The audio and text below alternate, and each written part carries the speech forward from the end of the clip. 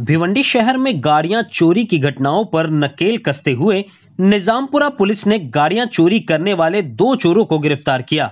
उनके पास से 4 मोटरसाइकिल और 1 auto rickshaw सहित कुल 5 गाड़ियां बरामद की गई। ये जानकारी निजामपुरा पुलिस थाने के निरीक्षक संजय जाधव ने सोमवार को आयोजित एक प्रेस कॉन्फ्रेंस में दी।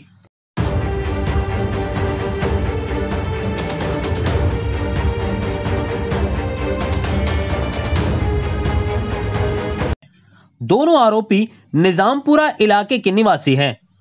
शहर में गाड़ियों की चोरी की घटनाओं में तेजी से बढ़ोतरी के चलते 9 जनवरी को निजामपुरा पुलिस टीम पेट्रोलिंग कर रही थी। इसी दौरान फैजान और समीर को संदिग्ध रूप में घूमते हुए देखा गया। पुलिस ने जब उनसे पूछताछ की तो वो सही से जवाब देने में असफल रहे।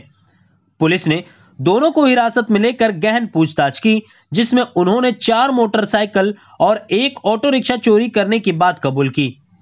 इस कार्रवाई को पुलिस निरीक्षक संजय जाधव और गजानन जोगदंड के मार्गदर्शन में अंजाम दिया गया। पुलिस पथक तपास पथक यांनी निजामपुरा हद्दीमध्ये राहणारे 2 आरोपी फैजान अन्सारी याने आणि समीर अन्सारी यांनी त्यांना जे नशा करण्याचं जे त्यांचं व्यसन आहे याकरता त्यांनी आमच्याच हद्दीतले एकूण 6 व्हेकल चोरलेले होते। ते आम्ही त्यांना आज रोजी सीतामढीने पकडून आम्ही त्यांच्याकडून 4 मोटरसायकल 1 रिक्षा असे हस्तगत करण्यात यश आलेलं आहे। अजून आम्ही तपास करीत आहोत।